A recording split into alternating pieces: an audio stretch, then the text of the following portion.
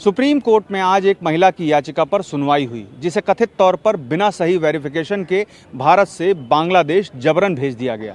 महिला इस वक्त प्रेग्नेंट है और बांग्लादेश की सीमा से करीब 40 किलोमीटर दूर जेल में बंद है। ये याचिका उनके पिता की ओर से सुप्रीम कोर्ट में दाखिल की गई।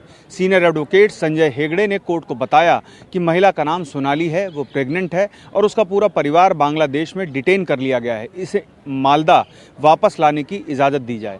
पिता ने कोर्ट से भावुक अपील करते हुए कहा कि मैं भारतीय नागरिक हूं, मेरी बेटी भी भारतीय है, लेकिन उसे जबरन बांग्लादेश भेज दिया गया है। इस पर चीफ जस्टिस सूर्यकांत ने याचिका पर तत्काल दखल देते हुए कहा कि मानवीय आधार पर उसे वापस आने दिया जाए। जरूरत पड़े तो निगरानी में रखें, हॉस्पिटल में रखें, लेकिन उसे भारत लाया जाए। कोर्ट ने सॉलिसिटर जनरल को तलब करते हुए कहा कि जब वो आ जाएंगे तब इस मामले पर आगे सुनवाई की जाएगी। दूसरी ओर कहा जा रहा है कि भारत में स्पेशल इंटेंसिव रिवीजन यानी SIR चल रहा है, जिससे चुनावी सूची बनाई जा रही है और ऐसी स्थिति में अवैध जो बांग्लादेशी भारत में रह रहे हैं वो बड़े पैमाने पर वापस लौटने की सोच रहे हैं और कई लौट भी गए हैं।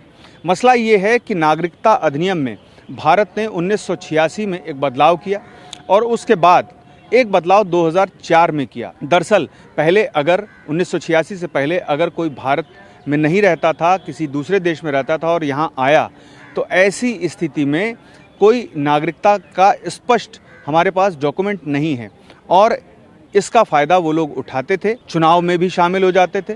तब यही वजह थी कि 1986 में नागरिकता अधिनियम में संशोधन किया गया और उसके बाद 2004 में एक बड़ा संशोधन किया गया, जिसमें ये साफ किया गया कि अगर एक दंपत्ति में एक पर्सन यानी कि चाहे पत्नी हो चाहे पति, अगर वो विदेशी नागरिक है तो ऐसी स्थिति में उनका जो पुत्र जन्म लेगा यहाँ पर या पुत्री जन्म लेगी, उसकी नागरिकता पर कोई सवाल नहीं उठेगा। लेकिन अगर वो अवैध प्रवासी है तो ऐसी स्थिति में उस पर संकट आ सकता है, उसके खिलाफ मुकदमा भी होगा और साथ ही जो बच्चा होगा उसकी नागरिकता पर भी सवाल उठेंगे। और इसके साथ ही एक मसला ये भी था कि जो चुनाव है उसमें किसी भी विदेशी नागरिक को वोट डालने नहीं दिया जाए और यही वजह थी कि अब SIR कराया जा रहा है।